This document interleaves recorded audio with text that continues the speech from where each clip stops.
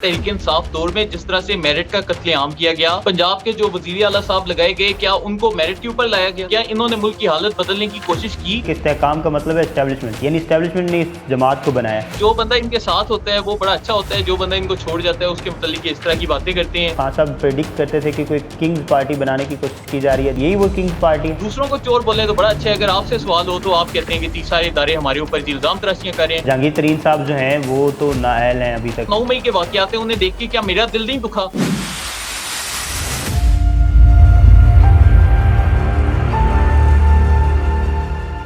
अस्सलाम नाज़रीन, आप देख रहे हैं प्रोग्राम बागी क्यों और मैं हूं आपका होस्ट ज़ैनुल आबदीन। नाज़रीन, आज हमारे साथ बड़ी प्रोमिनेंट पर्सनैलिटी मौजूद हैं, डॉक्टर फ़रहान विरक साहब। आजकल बड़े चर्चे हैं उनके सोशल मीडिया पर, और इसके साथ साथ अब सोशल मीडिया की कमान भी वो संभालेंगे। इस्तेहकाम पार्टी की नई पार्टी आई है, लेकिन डॉक्टर फ़रहान विरक से सोशल मीडिया बड़ी अच्छी तरह से वाकिफ़ है और ये बड़ा प्रोमिनेंट फिगर रहे हैं, फिर एकदम से गायब हुए, गायब क्यों हुए और अब वापस आने की क्या वजह है, ये सारी सूरत हाल और जो इस्तेहकाम पार्टी है उसकी एजेंडा क्या है मेन आगे, और किस तरह से लेके चलेंगे फ़रहान भाई। जिस तरह से पहले ये फेड अप हुए हैं, क्या इससे भी फेड अप होंगे, यानी ये सारे सवालात आज पूछेंगे। फ़रहान विरक साहब हमारे साथ मौजूद हैं। डॉक्टर साहब, बहुत शुक्रिया आपका। जी जी, बहुत शुक्रिया। फ़रहान भाई, डॉक्टर सुनते हुए बड़ा बड़ा तो नहीं फील होता, जैसे कोई बड़ी एजेड पर्सनैलिटीज़ होती हैं, डॉक्टर फिरदौस आशिक अमान वाली फीलिंग तो नहीं आती? नहीं नहीं, ऐसी कोई बात नहीं। और ये जो आपने शुरू में एक बात की कि जी हम उसका सोशल मीडिया संभालेंगे, ये पार्टी ने फैसला करता है कि सोशल मीडिया कौन संभालेगा, लेकिन हाँ, मैं इस्तेहकाम पाकिस्तान पार्टी का एक वर्कर हूँ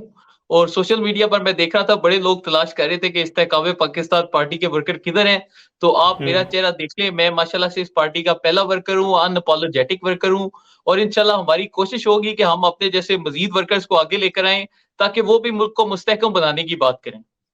ठीक है, आप क्या समझते हैं किस तरह से इस्तेहकाम लाएंगे? तो आप समझते हैं कि अभी नज़रिया बनना है, सारी सोच ने बिल्ड होना है, या सारी चीज़ें पहले से बिल्ड हुई हुई हैं और उसी पर काम करना है? ब्रदर, इस जमात का जो नजरिया है वो तो वही नजरिया है जिसके तहत इस जमात के जो सियासतदान हैं पिछले 10-11 साल से सियासत कर रहे हैं। बुनियादी तौर पर हुआ ये था कि यही लोग जब तहरीक इंसाफ में थे तो इन्होंने देखा कि तहरीक इंसाफ दौर में जिस तरह से मेरिट का कत्लेआम किया गया, पंजाब के जो वजीर आला साहब लगाए गए, क्या उनको मेरिट के ऊपर लाया गया? क्या पंजाब में ये जो आईजी लगाए गए, क्या वो मेरिट के ऊपर 7-7 आईजी बदलते रहे और चीफ सेक्रेटरीज 8-8 चीफ सेक्रेटरीज बदलते रहे? पाकिस्तान में इन्होंने 4-4 वजीर खजाना अपने 3 सालों के अंदर लगाते रहे। इन्होंने जो एफबीआर के चेयरमैन है वो 4 से 5 एफबीआर के चेयरमैन अपनी दौर में तब्दील कर दिए और उसके साथ जो उनके इदारों के चीफ सेक्रेटरी थे वो ऐसे-ऐसे चुटकियों में बदलते रहे थे। तो मुझे ये बताएं कि जब हम इनको देखते हैं तो क्या वो मेरिट इनके दौर में नाफिज हुआ? क्या इन्होंने मुल्क की हालत बदलने की कोशिश की? तो उसके मुकाबले में जो इस्तेहकाम पाकिस्तान पार्टी है, इसने जो तहरीक इंसाफ का एक ओरिजिनल मंशूर था, जो कि ये तब्दीली की बात करते थे, जिससे ये बाद में हट गए और ये जमात शख्सियत परस्ती की जानिब मुतवज्जो हो गई। हमारी कोशिश ये होगी कि हमने वो जो नौजवानों से एक वादे किए गए थे कि हम मुल्क में मेरिट लाएंगे, इंसाफ लेके आएंगे और मुल्क के नौजवानों को इंसाफ दिलाएंगे, तो हम इंशाल्लाह उनके ऊपर अमल करने की कोशिश करेंगे और ये जो खाली इन्होंने बातें की हैं, उसकी बजाय हम अमलन काम करके दिखाएँगे और जो थ्योरी है वो नहीं बल्कि हम प्रैक्टिकल के ऊपर इंशाल्लाह अमल करेंगे। नौजवानों की बात कर रहे हैं, नौजवान चेहरा कोई खास नज़र नहीं आया इस्तेहकाम पार्टी में। हमने देखा नहीं वही है, लोग हमें हैं देख लें, मैं जो... अगर आपको बुजुर्ग लगता हूँ तो पहले बता दें। नहीं, मैंने तो आपको पहले कह दिया ना कि आप बुजुर्ग बुजुर्ग वाली फीलिंग तो नहीं ले रहे डॉक्टर के नाम। हम इस पार्टी के पहले वर्कर हैं माशाल्लाह और अनअपोलोजेटिक वर्कर हैं और मैं इस पार्टी के साथ खड़ा हूँ और मुझे ठीक ये है। भी पता है कि हमारे बेशुमार नौजवान ऐसे हैं जो कि पीटीआई के दौरे हुकूमत के दौरान बहुत ज्यादा मायूस हो गए थे, जिनको मेरिट के ऊपर मतलब जब वो देखते हैं। अब मुझे एक बात बताएं कि तहरीक इंसाफ बड़ी मकबूलियत के दावे करती है, इनकी ठीक है। आज से 3-4 महीने पहले मकबूलियत की ये पीक को छू रहे थे। मैं 9 मई से पहले की आपसे बात कर रहा हूँ। इस अरसे के बिल्कुल। दौरान इसी जमात ने पंजाब असेंबली के जो टिकट्स थे वो तकसीम किए और मैं आपको बता रहा हूँ कि 96 से 97% टिकट उन्हीं इलेक्टेबल्स को दिए गए जिनको आज ये पार्टी आजकल गालियां निकालने की कोशिश कर रही है। आप ये बात तो कर रहे हैं कि नौजवानों को पीटीआई ने इग्नोर किया, लेकिन आप क्या समझते हैं कि आप लोग भी नौजवानों की टिकट्स देंगे? क्योंकि सारे बड़े बड़े और बुजुर्ग लोग हैं आपकी तरफ, तो उनको आप इग्नोर करके क्या वाकईतन नौजवानों को सामने लेके आएंगे? इस्तेहकाम पाकिस्तान पार्टी के लिए इंशाल्लाह हम कोशिश करेंगे कि हम हर पूरे पाकिस्तान भर से जो हमारे टैलेंटेड नौजवान हैं उनको हम एंगेज करें उनके साथ मिलकर पाकिस्तान की जो मुख्तलिफ पॉलिसीज हैं उनके ऊपर बहस करें, पाकिस्तान के लिए एक अच्छी पॉलिसी लेकर आएं और एक अच्छा मंशूर लेकर आएं। और मैं जानता हूं कि हमारी जमात के ऊपर इस मामले पर बड़ी तनकीद भी हो रही है कि यार इसमें बड़े इलेक्टेबल्स आ गए और इस तरह की बातें हो रही हैं, लेकिन मैं आपको यकीन दिलाना चाहता हूं कि हम इंशाल्लाह इसके साथ साथ जो मुल्क के मिडिल क्लास नौजवान हैं जो कि इलेक्शन नहीं लड़ सकते, जो कि मतलब चाहते हैं कि मुल्क की सियासत में अपना रोल अदा करें, इंशाल्लाह उनके हाथ मजबूत करने की भरपूर कोशिश करेंगे। मैं खुद इस जमात का चूंकि पहला वर्कर हूं, तो मेरी कोशिश होगी कि हम ऐसे नौजवानों का ग्रुप बनाएं, पूरे पाकिस्तान से इनको आइडेंटिफाई करें, उनके साथ सोशल मीडिया टीम्स बनाएं और ऐसे नौजवानों को कल को आगे लेकर आएं जो कि आगे आकर मुल्क की क़यादत को संभालेंगे। एक जो और बात तरीके इस्तेहकाम के बारे में सोशल मीडिया पे बहुत ज़्यादा की जाती है, वो ये कही जाती है कि इस्तेहकाम का मतलब है इस्टेब्लिशमेंट, यानी इस्टेब्लिशमेंट ने इस जमात को बनाया। तो आप क्या समझते हैं, वाक़तन इस्टेब्लिशमेंट की बैक है आपको, या आप समझते हैं कि जहांगीर तरीन साहब ने अपनी जो तगोदो है उसके साथ ही ये सारा कुछ किया? अब ब्रदर, ये जहांगीर तरीन साहब ने तहरीक इंसाफ में शामिल होने से पहले ही सियासी जमात बनाने का फैसला किया था। इस चीज का वो बारहा अपने इंटरव्यूज में इजहार भी कर चुके हैं। मेरे ख्याल से शायद वो रेमंड डेविस का वाकया था या सलाला चेक पोस्ट वाला, कि उसके बाद उन्होंने फैसला किया कि मैं अपनी सियासी जमात बनाऊं, और फिर उसके बाद उनकी वो खान साहब से मुलाकात हुई और खान साहब ने उन्हें कहा कि आप इससे बेहतर है कि आप मेरे साथ मिलकर सियासत करें।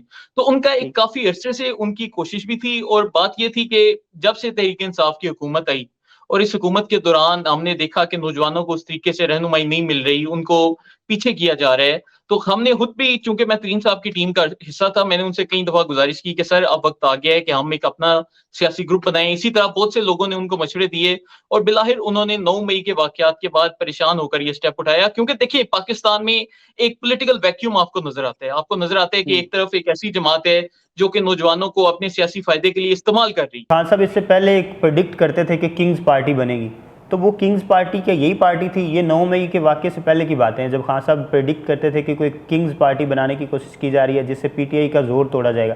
तो आप समझते हैं कि यही वो किंग्स पार्टी है? ब्रदर देखिए, ये तो पाकिस्तान में हर सियासतदान हमेशा से ये बात करता रहा है ना। अभी इन चीजों का फैसला भी तो इलेक्शन होगा, फिर हमें पता चलेगा। अभी तो हमें सोशल मीडिया पर हर जगह यही ताने मिलते हैं, तो हम इंशाल्लाह कोशिश करेंगे। बाकी ये किंग्स पार्टी बनती है या नहीं, ये तो अल्लाह ताला के ऊपर है ना, क्योंकि पाकिस्तान में बिलाहिर जो फैसला होता है वो इलेक्शनों के जरिए होता है। अब इलेक्शनों का जो हमारा निजाम है वो आपकी आंखों के सामने है कि वोट भी चेक होते हैं, बायोमेट्रिक भी होता है, और पाकिस्तान में जो गुज़िश्ता 10 सालों में रिफॉर्म्स आई हैं, उसके बाद इलेक्शनों में जो धांधली है वो बतदरीज कम होती जा रही है। तो ऐसी कोई चीज नहीं, इंशाल्लाह अगर हम हमारी चीजें लोगों को पसंद आएंगी, लोग हमारे मुतालिक बात करेंगे, तो इंशाल्लाह हमें वोट मिलेंगे, और अगर नहीं मिलते तो कोई बात नहीं, इंशाल्लाह उससे अगला इलेक्शन है, हम उसमें इंशाल्लाह जीत जाएंगे, कोई बात नहीं। फरहान भाई, 22 साल लगे थे खान साहब को हुकूमत में आने में, और खान साहब कहते हैं मेरी 22 साल की स्ट्रगल है। आप क्या समझते हैं, तरीके इस्तेहकाम में इतना इस्तेहकाम होगा कि 22 साल की स्ट्रगल कर सकती है? अगले मजीद 22 साल आप वेट कर लेंगे अपनी हुकूमत का? मेरी तरीन साहब से इस मामले पर मुलाकात भी हुई, मैंने उनसे ये चीज डिस्कस भी की, और उन्होंने कहा कि इंशाल्लाह हम इसके ऊपर मुकम्मल काम करने की कोशिश करेंगे। तो हमारी तो कोशिश यही होगी कि हम इसे बाकायदा एक ऐसी जमात बनाएं जो कि शख्सियत परस्ती से बालातर होकर एक मुल्क के लिए सोच रखे, पाकिस्तान को मुस्तहकम बनाने की कोशिश करे, और हम इसी के ऊपर इंशाल्लाह अमल करेंगे। बाकी कामयाबी जो सी है वो तो अल्लाह ताला की ज़ातें देनी है, हम सिर्फ कोशिश कर सकते हैं, और इंशाल्लाह हम कोशिश करेंगे।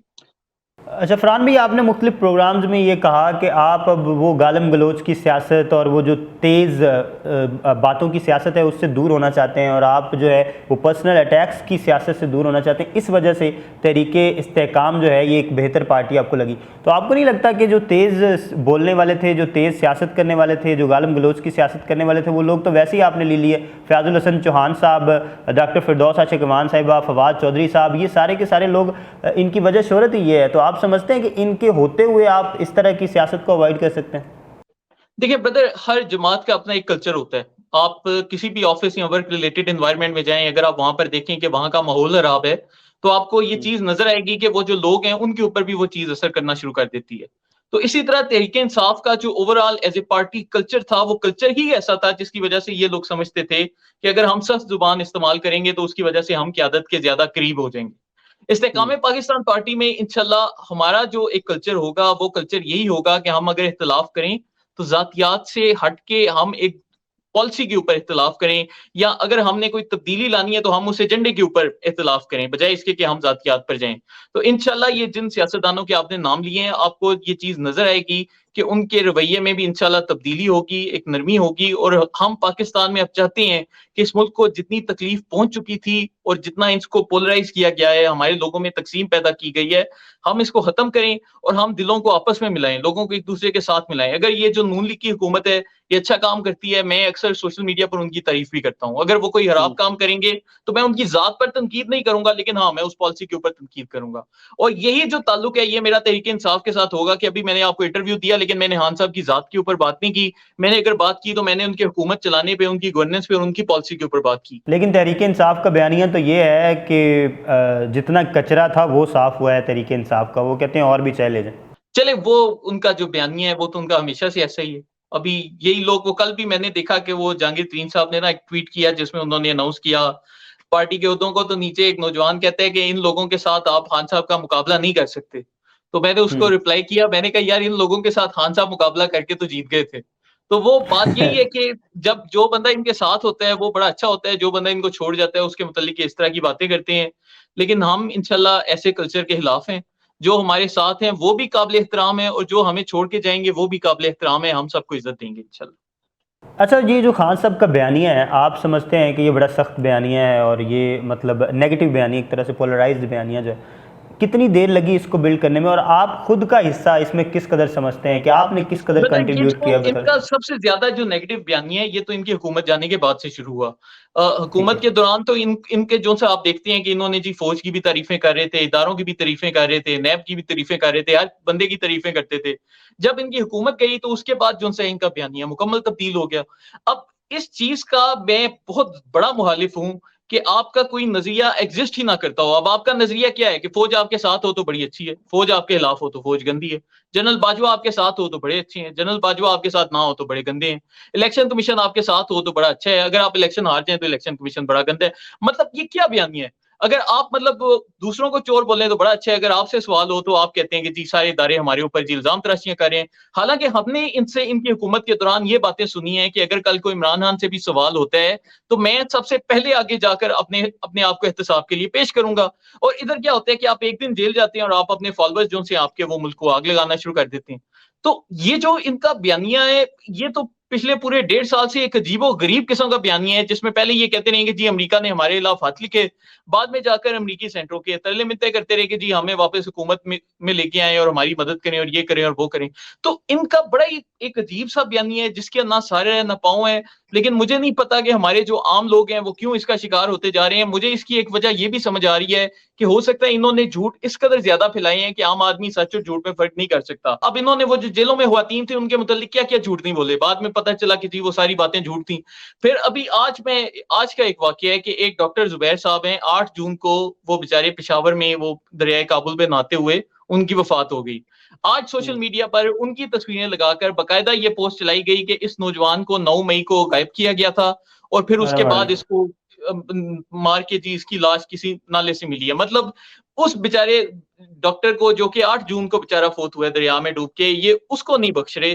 तो मुझे ये बताएँ कि ये क्या कर रहे हैं? और इसी वजह से जो एक आम तबका है मुल्क का, वो अब मुल्क को गालियाँ देता है, मुल्क के इदारों को गालियाँ देता है। अब हम जैसे बहुत से जो लेमैन हैं वो तो शायद अनइंटेंशनली इस चीज़ को शेयर कर रहे हों, देखते दिखाते।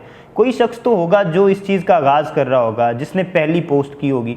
आप इस सारे सिस्टम का हिस्सा रहे हैं, आप क्या समझते हैं कौन है वो पहला शख्स जो ये पोस्ट करता है? यानी वो जानते-बूझते हुए पोस्ट करता है कि ये वो मैं जो झूठ लिख पहला रहा हूँ। शख्स है, वो पहला शख्स कोई भी हो सकता है, वो कोई रैंडम इंसान भी हो सकता है, कोई बड़ा अकाउंट भी हो सकता है। हम उसको नहीं जज कर सकते कि इसको किसने किया। हाँ, हम सर्च कर सकते हैं, कोशिश कर सकते हैं, लेकिन फ़र्ज़ किया वो कोई रैंडम इंसान था। मुझे ये बताएँ कि क्या इनकी पार्टी के ऑफ़िशियल अकाउंट्स का ये फ़र्ज़ नहीं बनता कि वो ये जो ऐसे झूठ जब सामने आ जाते हैं और खुलकर आ हुँ। जाते हैं, तो वो इन चीज़ों से ज़ाहिर लाताल्लुकी करें और अपने फ़ॉलोअर्स को बताएँ कि यार ये जो बयान आप फैला रहे हो, ये झूठ है, ऐसी बात सच नहीं। इनकी पार्टी के सियासी अकाउंट्स हैं, ये लोग जानते हैं कि ऐसे झूठ जब माशरे में फैलते हैं, लोग पोलराइज़ होते हैं, एक-दूसरे से हुँ। नफ़रत करना शुरू कर देते हैं।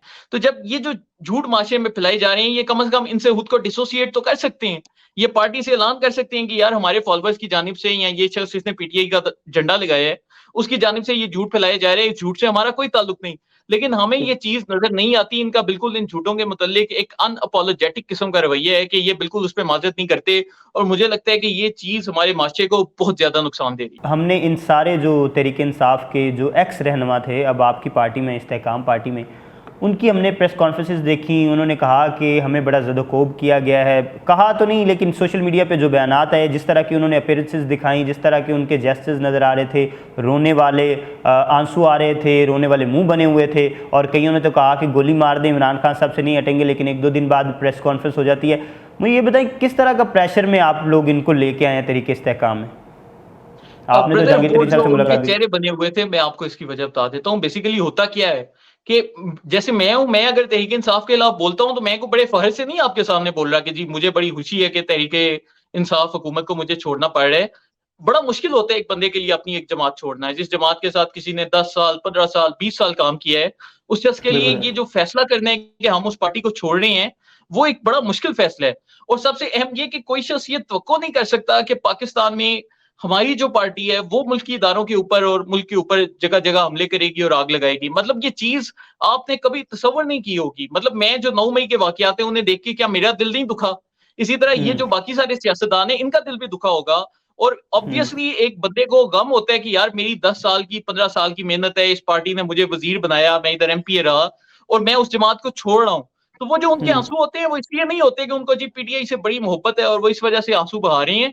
बुनियादी तौर पर उनकी जो 10-15 साल की मेहनत होती है और उस मेहनत का जो अंजाम है वो इस तरह से देख रहे हैं कि मुल्क को आग लगाई जा रही है, उनको इस चीज का दुख है। और वो इस दुख की वजह से उनको आपने देखा कि वो टीवी पर काफी अफसरदा नजर आ रहे हैं। नहीं, इनमें से मोस्टली लोगों ने तो कहा था कि हम तरीके इंसाफ के साथ साथ सियासत भी छोड़ रहे हैं, यानी वो सियासत करेंगे ही नहीं अगर इमरान खान साहब के बगैर उनको सियासत करनी पड़ेगी, तो देखिए फिर ब्रदर उनको उनको वापस कैसे लाएंगे? ब्रदर देखें, इस मुल्क में या तो हमने हालात को ठीक करना है या फिर हमने घर बैठ जाना है। अब हमें हम्म। इस वक्त जिस जो मुल्क के हालात हो गए हैं हमें उसमें तय करना पड़ेगा। अब मैं जो सा हूं, मैं डॉक्टर हूं, या तो मैं पाकिस्तान छोड़कर बाहर चला जाऊं या मैं हम्म। पाकिस्तान में बैठकर इस मुल्क के लिए लड़ूं। तो जो सियासत ठीक से है। बाहर बैठते हैं वो मसले का हल नहीं है। हमें कम से कम कोशिश करनी पड़ेगी कि हम सब सियासत में आए, अपने नौजवानों को एंगेज करें और उनको बताएं कि यार मुल्क की सियासत कैसे चलती है। हमारे इधर जो सबसे बड़ा मसला है वो ये कि हमारे नौजवानों को नहीं पता कि मुस्लिम इदारे कैसे चलती हैं, फौज कैसे चलती है, अदलिया कैसे चलती है, पुलिस कैसे चलती है। और इस वजह से पाकिस्तान में हम ऐसे अजीबोगरीब बयानिए बना देते हैं कि जी एक ही इदारा है और वो सब कुछ कंट्रोल कर रहे हैं। ऐसा नहीं होता। पाकिस्तान में हर इदारे के अपने पैरामीटर्स हैं, अदालतों के अपने पैरामीटर्स हैं, अदालतों के बड़े ऐसे ऐसे फैसले पाकिस्तान में आए हैं जो कि फौज के खिलाफ थे।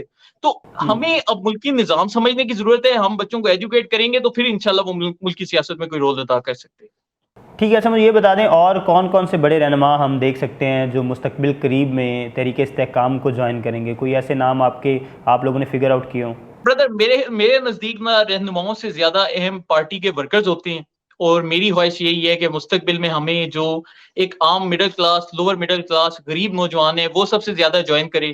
हम ऐसे लोगों को सबसे ज्यादा वेलकम करेंगे और हम चाहेंगे कि ये जो नौजवान है ये हमारी पार्टी की स्ट्रेंथ बने। नौजवान पाकिस्तान का सबसे बड़ा तबका है और हमें ये चीज नजर आ रही है कि ये लोग पाकिस्तान से मायूस होते जा रही हैं। अच्छा, हमने अभी जो नॉमिनेशंस दी, जो सारे नाम बताए जहांगीर तरीन साहब ने अपने ट्वीट के ज़रिए से, उनको हमने पढ़ा, उसमें फवाद चौधरी साहब का नाम मिसिंग था, इमरान इस्माइल साहब का भी नाम नज़र नहीं आया, अली जैदी साहब का नाम नहीं नज़र आया। इन लोगों को क्या ओहदे आप लोग दे रहे हैं और कौन कौन से ओहदे हम देखेंगे कि ये उस पर बराजमान होंगे तरीके इस्तेहकाम? अगर अभी पार्टी की जो पूरी सूबाई जो हमारी तंजीमें हैं अभी वो भी बननी है। अभी वफाक में भी मजीद ओहदे भी दिए जाने हैं। पार्टी के अभी काफी ज्यादा पोजीशन खाली हैं। तो हो सकता है मुस्तकबिल में इनको कोई सूबाई सतह पर बड़े ओहदे दे दिए जाएं या ये पार्टी लीडरान की मर्जी है। इसके ऊपर मैं तो आपको राय नहीं बता सकता। तो इंशाल्लाह जैसी उनकी राय आएगी इंशाल्लाह हम आपसे भी शेयर कर देंगे और आपको मेरी कोशिश होगी कि बागी टीवी को हम सबसे पहले बताएं कि क्या होने वाला है। ये फरहान भाई आपकी मोहब्बत है हमसे। और मुझे सिर्फ आखिर में ये बता दें कि जहांगीर तरीन साहब जो हैं वो तो नाअहल हैं अभी तक। क्या आप समझते हैं कि वो भी अहल हो जाएंगे, क्योंकि नवाज शरीफ साहब की नाअहली ख़त्म होने की बातें हो रही हैं? जी देखें, हमारी तो ख्वाहिश है कि अल्लाह ताला उनको अहल करे। क्योंकि देखें पाकिस्तान और भारत में क्या फर्क है।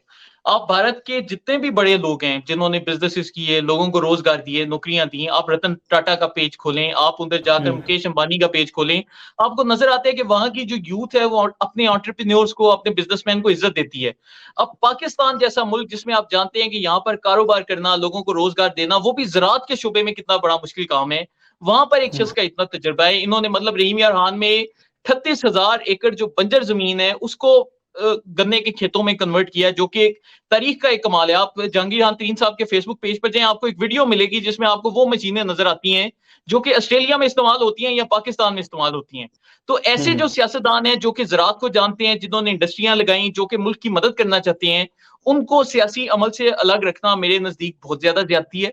उनको दोबारा अहल करना चाहिए और ताकि वो आए और मुल्की सियासत में अपना एक एक्टिव किरदार अदा कर सकें। एक बड़ी पेशन गोई की जाती है कि जैसे 2006-7 में काफ लीग को एक तरह से मर्ज किया गया और बनाया गया 2002 में, सॉरी 1-2 में, तो उसी तरह से हो सकता है कि तरीके इस्तेहकाम पार्टी को सारी पार्टी से लीडरान ला के दिए जाएँ और अगला इलेक्शन जितवा दिया जाए। अगर फॉर एग्जांपल ऐसी, पहले तो हमें ये बताएं कि इस तरह की कोई सूरत हाल हो सकती है, और दूसरा मुझे ये बता दें अगर ऐसा होता है तो वज़ीर आज़म के कैंडिडेट कौन होंगे? अलीम खान साहब वज़ीर आज़म के कैंडिडेट तो नहीं? यार बदर, देखिए मैं तो पार्टी का वर्कर हूँ, इसलिए मैं तो आपको ये चीजें नहीं बता सकता। ये फैसला तो हमारी क़यादत ने करना है, तो इंशाल्लाह ये वही करेंगे तो वही बताएंगे। अगर मैं इधर करूंगा तो वो तो क्या सराही होगी।